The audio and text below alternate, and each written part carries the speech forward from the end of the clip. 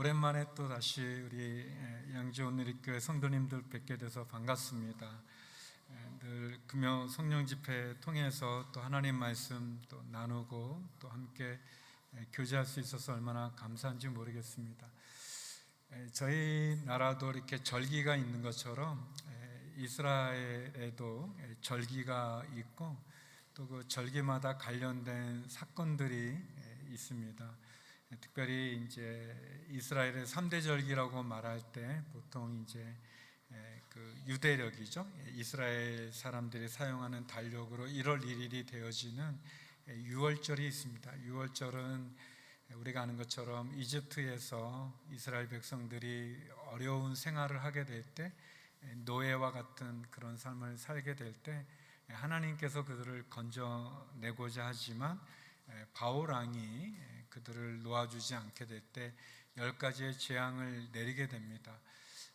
그 마지막 10번째 재앙이 장자의 재앙인데, 왕의 아들로부터, 첫째 아들로부터 저 노예의 아들까지 또 짐승의 초태생에 이르기까지 이집트 전역에 죽음의 사자가 가며 처음 난 것들을 다 죽이려 할 때 이스라엘 백성들이 거했던 고센 땅에는 어린 양을 잡아서 그 어린 양의 피를 좌우 양쪽 기둥과 또 문 설주위에 발랐을 때 그 죽음의 사자가 그 피를 보고 넘어가는 그 집 안에 거하는 장자들이 구원을 받는 그런 역사가 일어나게 됩니다.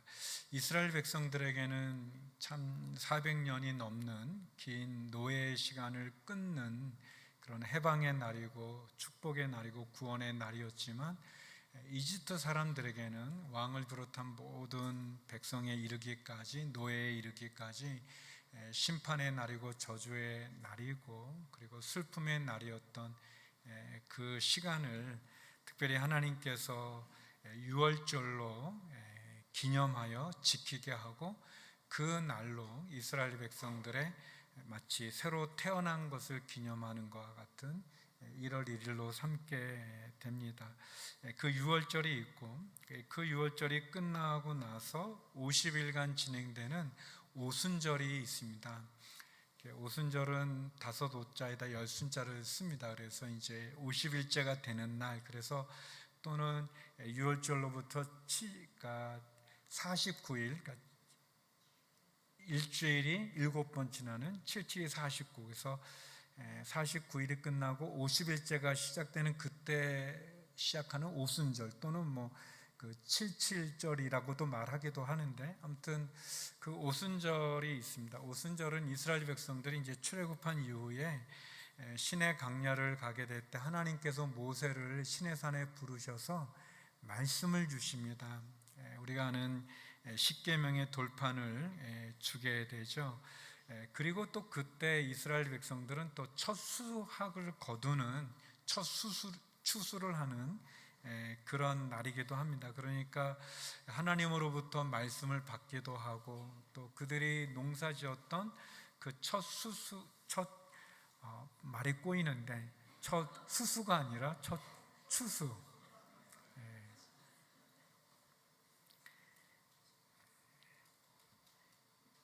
잘하겠습니다. 그래서 이제 하나님의 말씀도 받지만 또 그들이 수고하고 농사 지었던 수확물을 거두는 첫 추수의 기쁨이 있는 그런 오순절이 있습니다. 그리고 또 하나 절기가 이제 초막절이라는 건데, 초막은 이제 말 그대로 이제 텐트를 말하죠.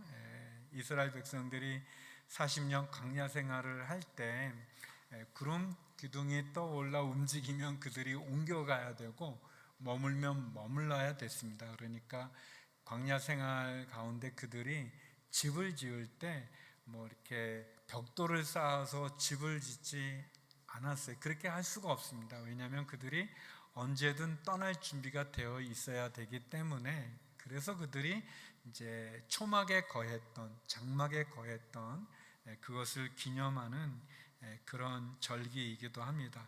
그리고 또 이때가 이스라엘 백성들로 본다면 그들의 마지막 추수 때 그들이 하나님께 감사의 제사를 올려드리는 그런 절기이기도 합니다.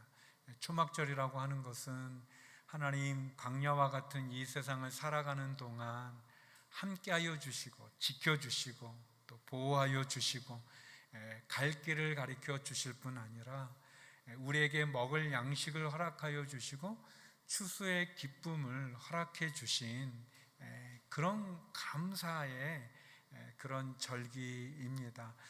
우리로 본다면은 이제 우리가 10월 달에 우리 교회 창립 기념주일을 전후로 해서 지키는 추수감사절과 같은 그런 의미가 이 초막절에는 있습니다.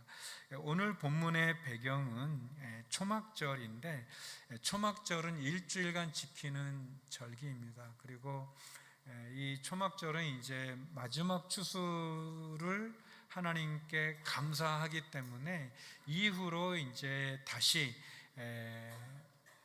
비가 내려서 이른 비가 내려서 굳었던 땅이 이렇게 씨를 파종할 수 있을 그런 시기까지의 그 간절함을 가지고 하나님 앞에 마지막 날 7일 가운데 마지막 날 예루살렘의 모든 사람들이 모여서 또 거기에 설치된 큰 단 위에 하나님께 드리는 제물이 있는데 그 제물에다가 보통은 이제 포도주를 부어서 그리고 불을 태워서 번제로 하나님께 예배를 드리지만 이 초막절 마지막 세레모니는 뭐냐면 실로암 못에 그 물을 떠서 그 물을 대제사장이 가지고 올라오면 이 대제사장이 그 실로암 못에서 갖고 온 물과 그리고 포도주를 함께 제물에 부어서 그 제단에 물이 흘러 넘치게 하는 그걸로 하나님께 제사를 드리는, 마치 하나님 내년에도 올해 이렇게 축복해 주신 것처럼 내년에도 하나님 이렇게 비를 내려 주셔서 그 비가 흘러 넘치는 것처럼 풍성한 비를 주셔서 우리로 하여금 우리가 주님 앞에 온전함으로 축복을 누릴 수 있도록 풍성한 결실을 거둘 수 있도록 하나님 내년에도 함께하여 주시는 그런 간절함을 담아드리는 그런 마지막 그 날에 일어났던 그런 내용입니다.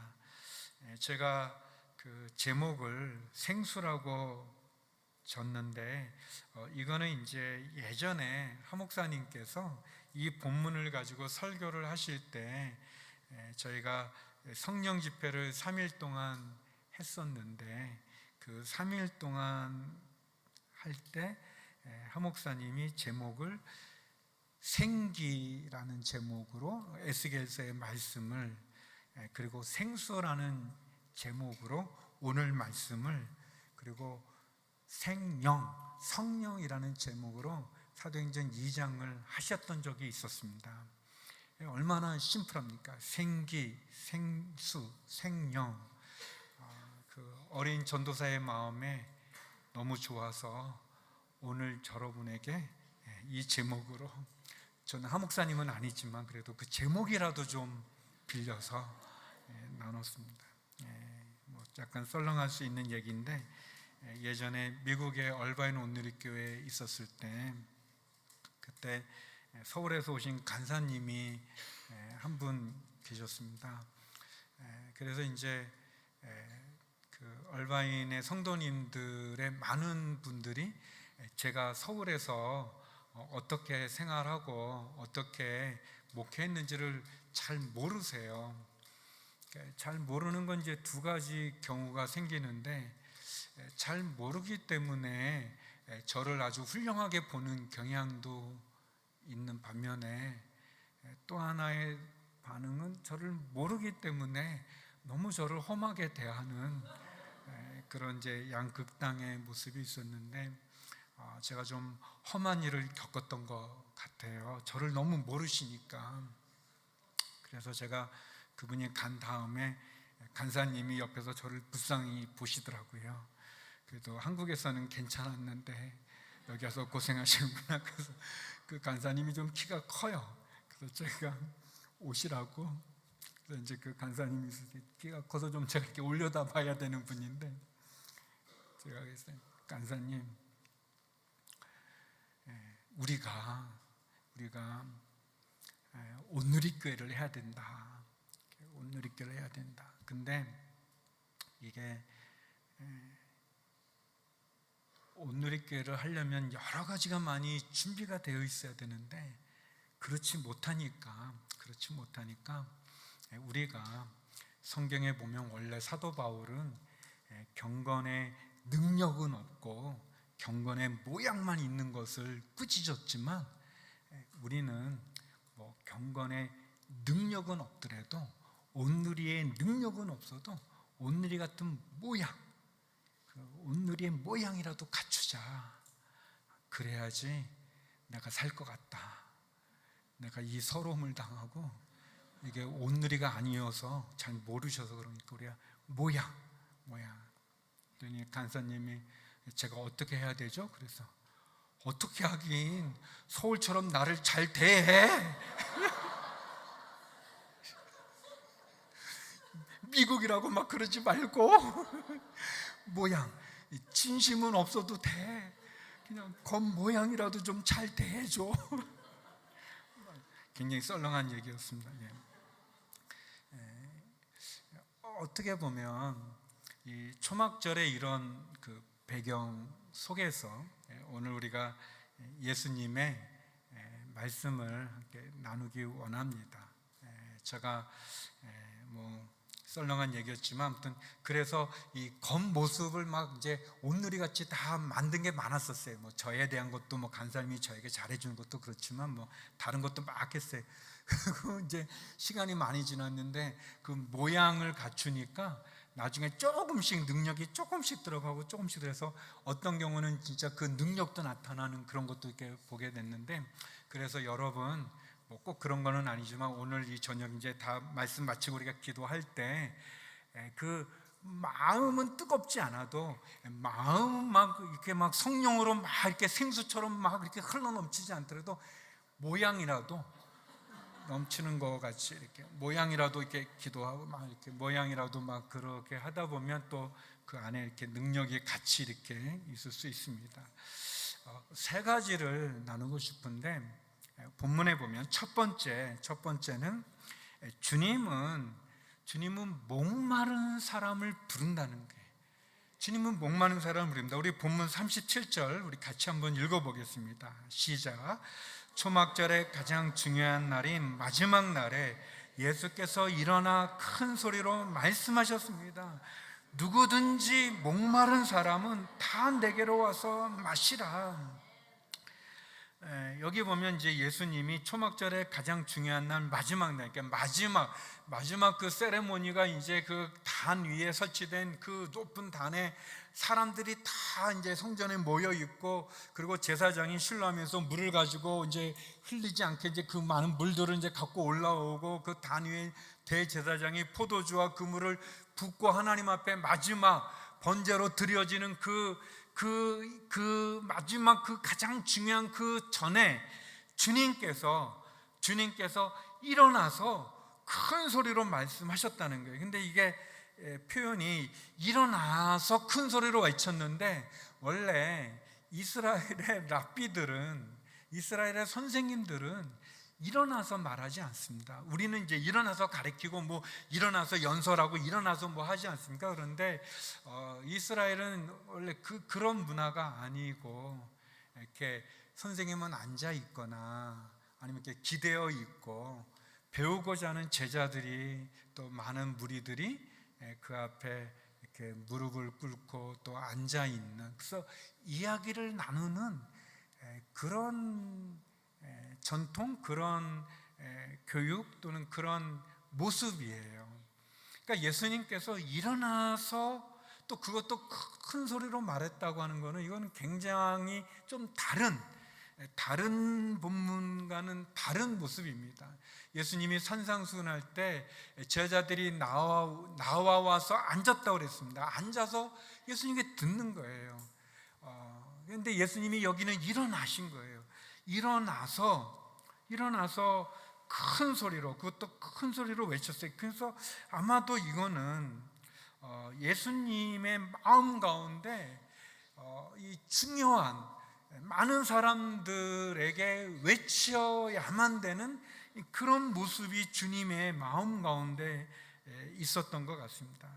중요한 순간, 앉아서 얘기할 수 없는, 기대어서 말할 수 없는, 대화를 나누듯이 얘기할 수 없는, 주님이 크게, 그러니까 아주 중요한 말씀이죠. 중요한 내용이에요. 근데 그 내용이 뭐냐? 목마른 사람은 내게로 와서 마시라는 겁니다.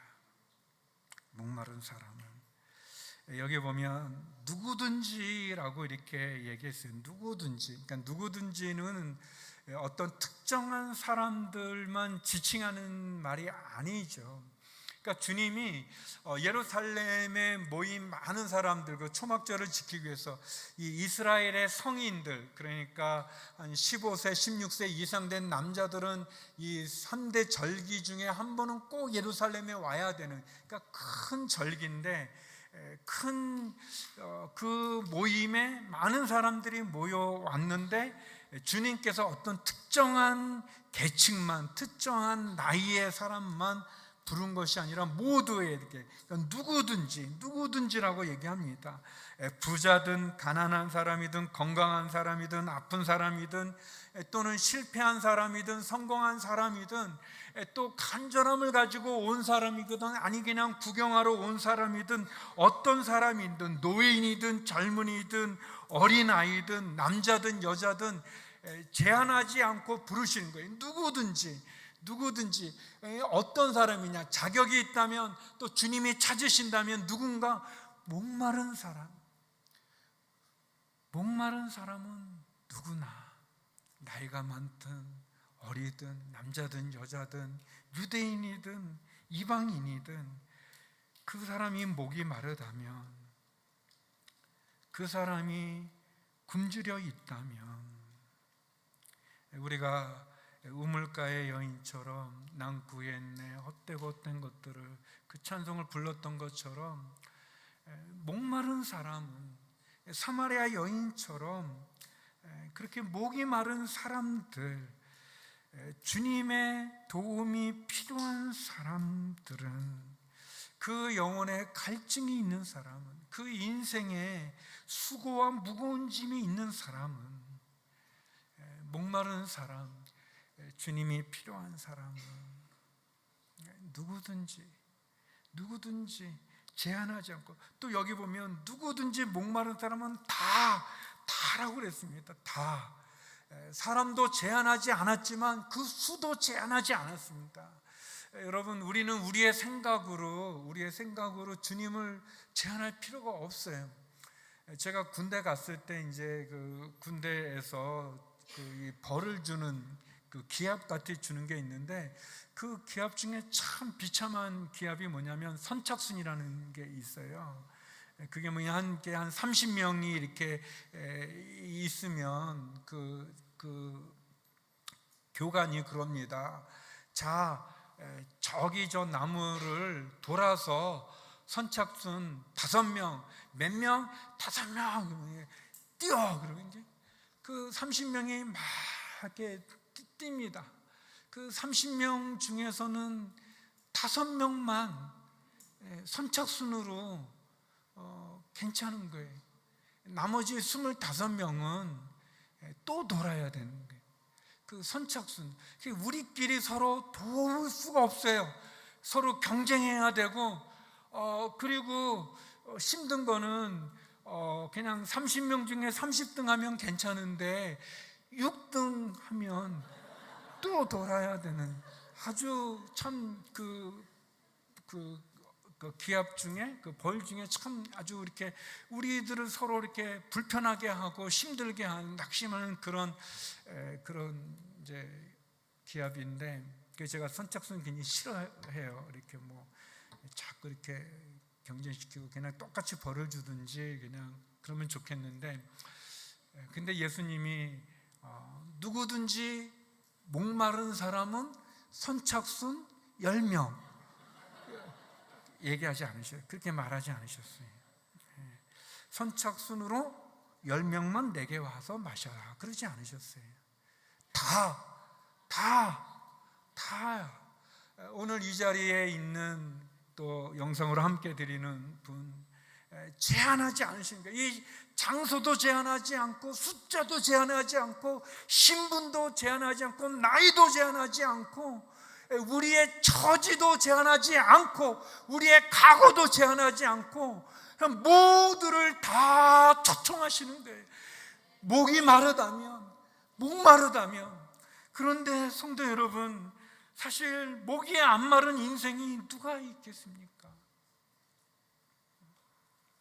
우리는 다 목이 마르죠. 우리는 다 주님의 도움이 필요한 영혼이 아니겠습니까? 주님의 도움이 필요한 상한 심령들이 아니겠습니까? 우리 깐난 애기들은 잘 모르죠. 그냥 뭐 배고프면 울고, 뭐 불편하면 울고, 기분 좋으면 웃고, 아기들은 그렇죠. 근데 그 아기의 입장에서 또 아기도 고민이 또 많아요. 제가 이렇게 보면 이렇게 제가 어때 유치원 다니는 애들 같은데 그 자기 동생한테 너는 참 좋겠다. 그러니 왜 1학년이 돼봐 얼마나 숙제가 많은데 뭐 그 나이나 다 똑같죠. 뭐 어린이는 어린이대로, 또 청소년은 청소년대로, 청년들은 또 청년대로, 또 각 결혼한 분은 각 결혼한 분대로, 또 중년이 되신 분은 중년대로, 또 노년은 또 노년대로, 우리는 다 목이 마른 그런 또 어려움이 있는 그런 분들이죠. 근데 이 말씀 가운데 주님이 목마른 사람을 부르는데 뭐라고 그러셨냐면 내게로 오라고 그랬습니다. 내게로 오라. 저는 여러분들이 이 저녁 함께 제가 뭐 계속 말씀을 나누지만 이거 하나만 기억해 주셔도 감사할 것 같아요. 이건 뭐냐면 주님은 내게로 오라고 그랬습니다. 주님은 우리의 문제를 아시는데, 우리의 목마름을 아시는데 그것을 어떻게 해결해야 될지를 주님은 제시하고 계시는 거예요. 내게 오면 된다는 겁니다. 여러분, 우리가 주님에게 가면 됩니다. 그 주님을 모시면 되는 거예요. 그 주님께 기도하면 되는 거예요. 그 주님 앞에 엎드리면 되는 거예요. 주님은 우리가 어디로 가야 될지, 누구를 찾아야 될지 그것을 말씀해 주고 계세요. 우리가 늘 길이요 진리요 생명 그것을 함께 인사 나누기도 하는 것처럼 주님 많은 길 가운데 진정한 우리를 구원하는 그 구원의 유일한 길이 되어주시고, 많은 진리가 있다고 사람들이 얘기하지만 따라가 보면 허상이고 따라가 보면 이단이고 따라가 보면 거짓인 이 세상 가운데 진실한 참 진리이신 그 주님이 우리를 부르시는 거예요. 내게 오면 된다라고 그랬습니다. 사랑하는 성도 여러분, 우리가 주님에게 가면 됩니다. 주님을 영접하면 되는 거예요. 주님을 찾으면 됩니다. 주님을 바라보면 되는 거고, 주님을 의지하면 되는 거고, 주님과 동행하면 되는 거고, 주님께 우리의 상한 마음을, 힘든 마음을, 어려운 사정을, 우리의 목마름을 주님께 나가면 되는 겁니다. 이사야 선지자가 우리에게 말씀해 주시는 겁니다. 이사야 55장 1절인데 우리 같이 한번 읽어볼까요? 시작. 너희 모든 목마른 사람들아 와서 물을, 돈 없는 사람들아 너희도 와서 사 먹어라. 와서 돈을 내지 말고 포도주와 우유를 사라. 너희 목마른 사람들아, 물러나어라. 돈이 없어도 괜찮다. 내가 값을 지불하고 포도주와 우유를 사 먹게 해 주시겠다 그랬습니다. 우리가 돈을 내지 않아도 될 만큼 그 십자가의 보혈은 완전하여 우리로 하여금 주님 앞에 나갈 수 있게 해 주신 겁니다. 제한 없이 부르시는, 누구든지 부르시는 목마른 사람, 수고하고 무거운 짐진 사람, 부족한 사람, 도움이 필요한 사람, 어려운 사람, 고통 중에 있는 사람, 나약한 사람, 문제가 있고 상한 마음을 가진 사람, 그 사람을 주님이 부르십니다. 제한하지 않으시고, 그것이 은혜죠. 이것이 복음입니다. 사랑하는 성도 여러분, 주님이 이 저녁 저와 여러분 우리를 불러주세요. 우리의 고민도 아시고, 우리의 아픔도 아시고, 상처도 아시고, 그리고 우리의 목마름도 아시고, 우리의 고통도 아시는 그분이 내게로 오라고 얘기하십니다. 목마른 사람은 다 내게로 와라. 그래서 우리가 주님께 나갈 수 있습니다. 주님이 우리를 아시기 때문이고, 주님이 우리를 사랑하시기 때문이고, 그리고 주님은 우리의 목마름을 채울 수 있는 능력이 있는 분이기 때문에 그렇습니다. 그것을 믿으시는지요? 그 주님께 이 저녁 나가십시오. 부르짖으십시오. 두 번째, 그런데 주님은 우리에게 요구하시는데 무엇을 요구하냐면 믿음을 요구하신다는 거예요. 믿음을 요구하십니다. 우리 38절 말씀 같이 한번 읽어보겠습니다. 시작. 누구든지 나를 믿는 사람마다 성경의 말씀대로 생수의 강이 그의 배에서 흘러나올 것이다. 누구든지 나를 믿는 사람이라고 그랬습니다. 믿는 사람. 그 믿는 사람은 성경에 나와 있는 말씀과 같이 생수의 강이 그의 이 배에서부터, 이 안에서부터, 그의 영혼 깊은 곳에서부터 흘러 넘쳐난다고 말씀하고 계십니다. 우리가 그 주님 앞에 나갈 때 우리에게 필요한 것이 있다면 그것은 믿음입니다. 그 믿음, 어떤 믿음이냐? 내가 하나님을 찾으면 그 하나님이 나를 도와주신다는 믿음, 내가 하나님께 나아가면 그 하나님이 나에게 상 주심을 믿는 믿음, 내가 믿음으로 간구하고 부르짖고 구하고 찾고 두드리면 그분이 들으시고 응답하시고 문을 열어주신다는 믿음, 그분이 나를 위해 십자가에 대신 죽으신 그 십자가의 보혈의 피가 나의 모든 죄를 씻긴다는 믿음, 그냥 우리가 잘 아는 그냥 그 믿음이 우리에게 필요합니다. 왜냐하면 주님이 우리에게 말씀하셨거든요. 나를 믿어야 된다. 나를 믿는 사람마다 우리의 목마름을 어떻게 채우냐? 믿음으로 우리가 주님께 나가면 주님이 우리에게 그 믿음을 통해서 역사해 주신다는 겁니다. 근데 믿음이 없으면 어려워요. 히브리서 11장 6절에 보면 이런 말씀이 있습니다. 믿음이 없이는 하나님을 기쁘게 할 수 없습니다. 그러므로 하나님께 나가는 사람은 하나님이 계신 것과 하나님은 그분을 간절히 찾는 사람들에게 상 주시는 분임을 믿어야 합니다 그랬어요.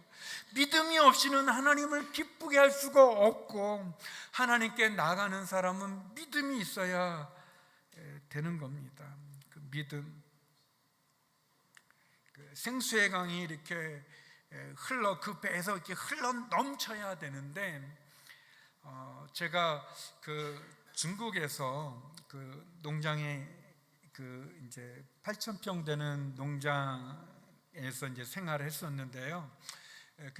이제 많은 꽃들 또 나무들 또 선인장을 키우려면 이제 물이 필요하니까 우물을 파야 됐어요. 그래서 이제 직원이 수소문 해가지고 우물 파는 분이 이제 오셨어요. 그래서 이제 먼저 우물을 어디다 파야 되는지, 그래서 이제 한국적인 배경을 가지고 이제 함께했던 그 사장님이신 장로님하고 이제 저가 우리 직원하고 이제 그 중국의 우물 파는 분이 이제 오셔서 물어봤어요. 그 우물을 어디다 파면 되냐고. 이제 북경에서 약간 외곽이었는데요. 그랬더니 그분이 우리가 이제 우물을 어디다 파야 되냐. 그러니까 뭐 수맥 같은 걸 이렇게 좀 뭐 나무나 뭘 해가지고 이렇게 뭐 기계나 뭐 그런 걸로 좀 잡아서 좀 우리 8,000평 가운데 어디다 파면 되는지를 우리가 물어본 거예요. 우물을 어디다 파면 되냐고. 그런데 그분이 웃으면서 대신 답이 온 건데, 그 답이 뭐냐면 우물을 어디다 파드릴까요? 라고 이렇게 우리가 우물을 어디다 팔까요? 그랬더니 그분이 의외로 우물을 어디다 파냐고, 어디다 파줄까요? 뭐 어디 원하는 거예요? 그래서 이제 잘못 들은 줄 알고, 아니 그게 당신이 할 일이지 우리가 그걸 어떻게 아냐. 그랬더니 그분이 하는 말이 이 농장 어디를 파든 다 물이 나온다는 거예요. 그래서 저희가 그 한국은 이렇게 물이 지나가는 그 수맥을 잡아야지 그 어디나. 그랬더니 아니란 거예요. 원하는데 말만 하면 거기다 아무튼 우물을 만들어 주겠다고 그래요. 그래서 진짜 그러면서 이제 저희가 이렇게 전체에서 이제 우물이 있으면 좋을 그 장소를 정했는데 거기에 와서 이제 파기 시작했어요. 이제 흙을 이렇게 꺼내야 되는데 이제 기계가 이렇게 계속 하면서 이제 하루 지나 한 이틀 가까이 이렇게 계속 그 흙을 이렇게 파내기 시작했는데, 제가 아니 우리가 원하는데 아무데나 파도 되나 이제 걱정도 되고 뭐 흙만 계속 나오고 그런데 걱정하지 말라고. 그런데 이틀인가 계속 파내는데 밤에 진짜 흙탕물이 나오기 시작했어요. 진짜 놀랐어요. 근데 북경에 밑에 큰 물이 지나간다는 거예요. 북경 대부분. 그래서 원하는데 파면 계속 파고 들어가면은 물이 나오는 거예요. 그런데 흙탕물만 계속 나오는 거예요. 이게 먹는 물을, 또 이 꽃을 주고 그걸 해야지 이 흙탕물만 있더니 기다리래요.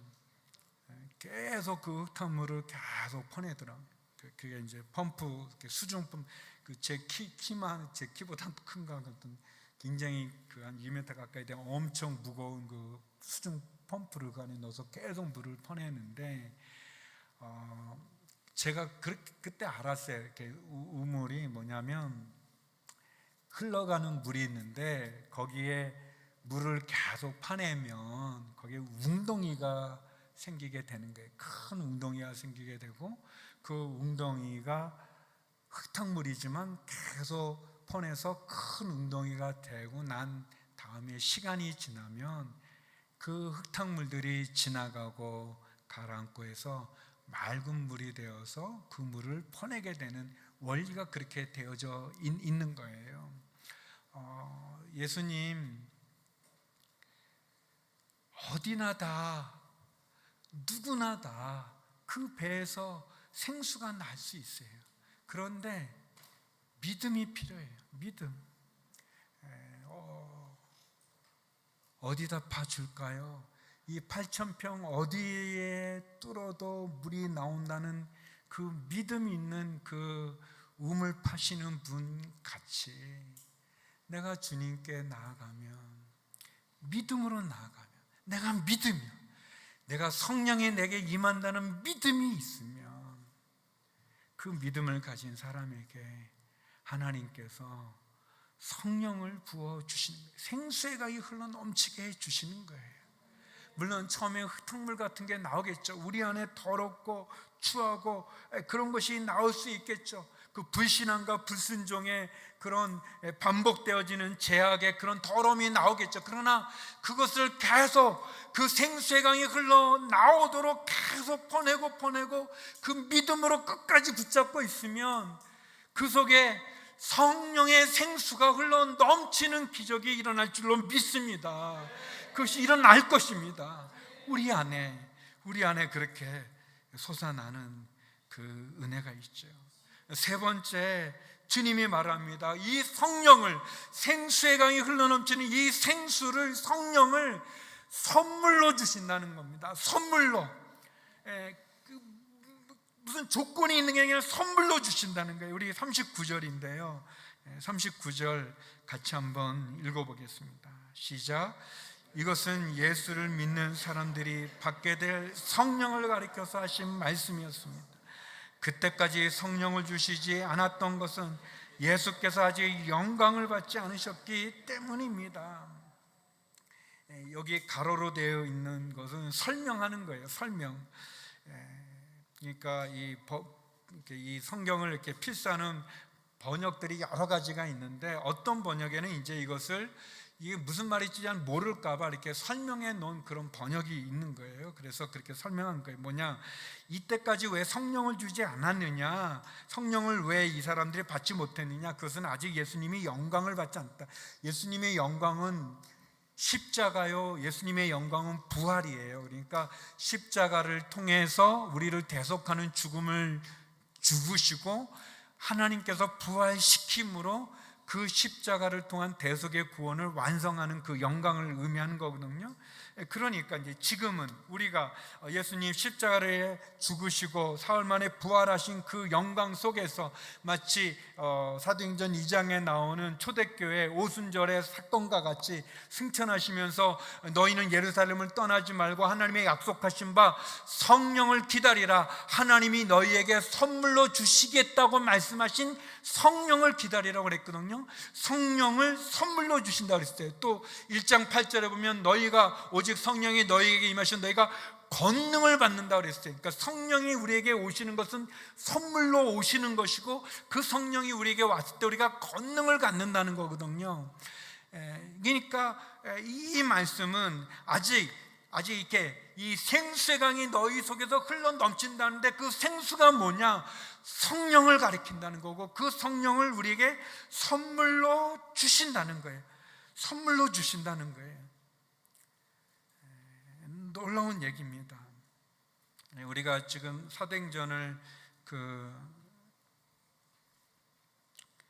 큐티 본문을 이렇게 하고 있는데, 지난번에 이제 제가 새벽기도 설교 서빙고에서 할 때 사도행전 8장에 보면 그 빌립 집사님이 스데반의 순교 이후에 이제 사마리아에 가서 복음을 전해서 많은 사람이 예수님을 믿었어요. 많은 이제 기적과 표적도 나타났는데, 그때 이제 베드로와 요한이 예루살렘에서 그 소식을 듣고 사마리아 갔을 때 아직 이분들이 주 예수의 세례만 아는 거예요. 아직 성령을 받지 못했어요. 그랬을 때 베드로와 요한이 안수했을 때 그 사마리아 성에 빌립 집사님을 통해 예수님을 믿었던 많은 사람들이 베드로와 요한을 통해서 성령을 보게 되는 거예요. 그때 마술사 시몬이라는 무당 같은 그런 시몬이 그걸 보고는 돈으로 그 성령을 살려고 하다가 혼나지 않습니까? 그리고 그가 돌이켜 회개하게 되는데, 그 말씀이 있었어요. 그때 그러면 물 세례는 뭐고 성령 세례는 뭐냐? 그때 그렇게 제가 말씀을 설명했는데, 그러니까 물 세례라고 하는 것은 예수님을 믿지 않는 사람이 예수님을 믿는 그런 이 구원의 세례를 말합니다. 회개의 세례를 말하는 거예요.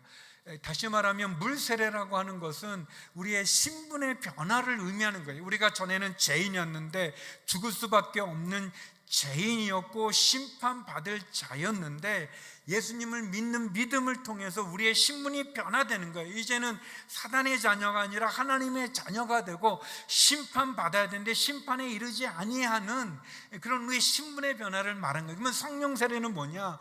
성령 세례는 능력이에요. 선물로 우리에게 주시는, 다시 말하면 예수님을 믿는 사람이, 그 전에는 예수님을 믿긴 하지만 전도를 못했던 사람이 전도도 하고, 전에는 예수님을 믿긴 하는데 기도도 잘 못했던 사람이 기도할 수도 있고, 또 예수님을 믿기는 했지만 그 감동이 없었던 사람이 감동을 받기도 하고, 또 성령의 많은 은사 역사가 나타나기도 하고 열매를 맺어가는 그런 거예요.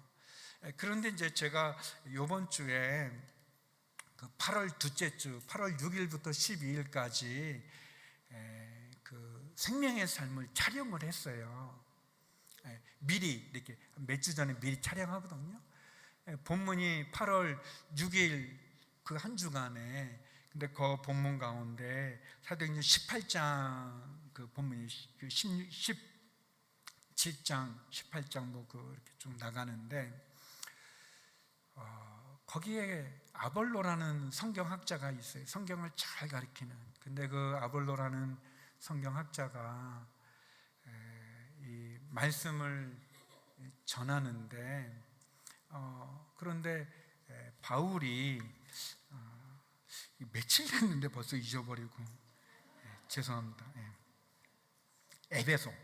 에베소에 이렇게 왔다가 이제 그 아볼로가 고린도라는 데 갔어요. 고린도에 갔고, 그래서 이제 19장으로 넘어가면서 바울이 에베소에 왔어요. 바울이 에베소 오고, 아볼로라는 사람이 있어 에베소에 많은 사람이 이제 예수님을 믿었어요.